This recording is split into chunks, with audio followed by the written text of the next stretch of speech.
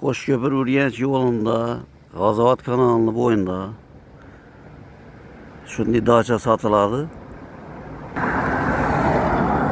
Orientirlarni aytib o'taman. Qo'shko'pirning qurugidan Urganchga qarab 4 kilometr yurganda ishlab turgan radar bor.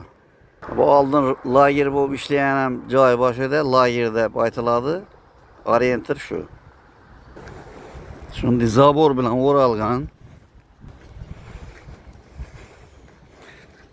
Cami maydoni 30 sotikdan ziyod. Yani xuddi o'rmon deyin.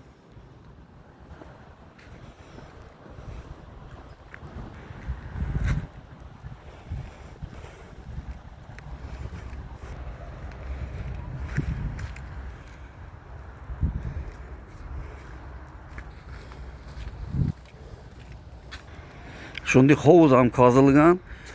Agar hovuz kerakmi desangiz, xohlasangiz bog' atish mumkin bu yerni. Bog' atsangiz hovuzni gömdirib o'tirishdan hojati yo'q. Zaborning ariyandagi paxtatizdan 1 metr baland kamida hozir hovuzning teyi. Shunday baland zabor bilan o'ralgan. Bu o'rmonda yurganda görüyorsunuz. Bu eshikgina G'azovat kanaliga chiqadigan eshik. Hem yer daraxtlar yine o'rmonda yurgandin bemalol dam olib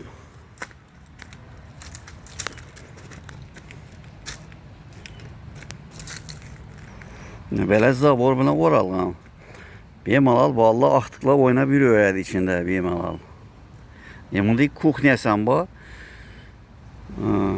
16 metre 8 metrlik kuxnya ham bor. Beton qo'yilgan, patolog bor.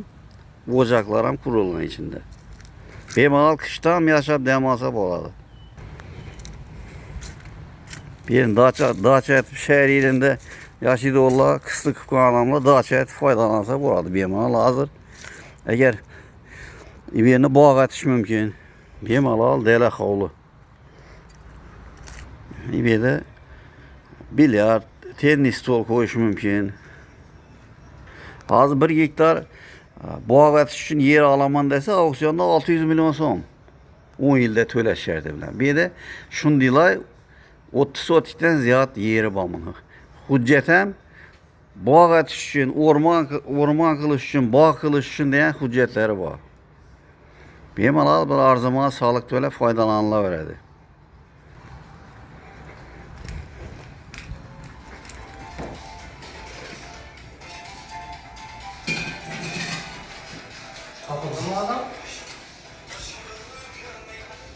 Şu kanalizasyonlar ham ishlayapti.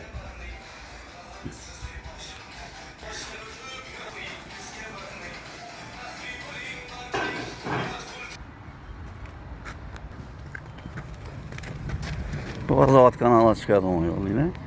G'azovat bo'yni yo'li, bu G'azovat kanal. Bemalol o'shadan yekanni o'rib tashlab suv ochishadigan joy etsa bo'ladi.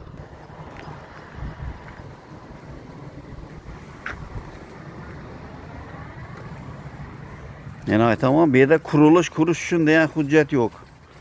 Qo'shimcha qurilish qurib bilmaysiz bu yerda. Faqat dacha qilib shu bazdaniyadan foydalanib, dacha etib, bog' etib foydalansa bo'ladi. Bunday hujjatlar bor. Pulni ham qimmat aytamiz, 100 milyon so'm bo'lsa beramiz bu yerni. Shuncha aytgan mehnatimiz.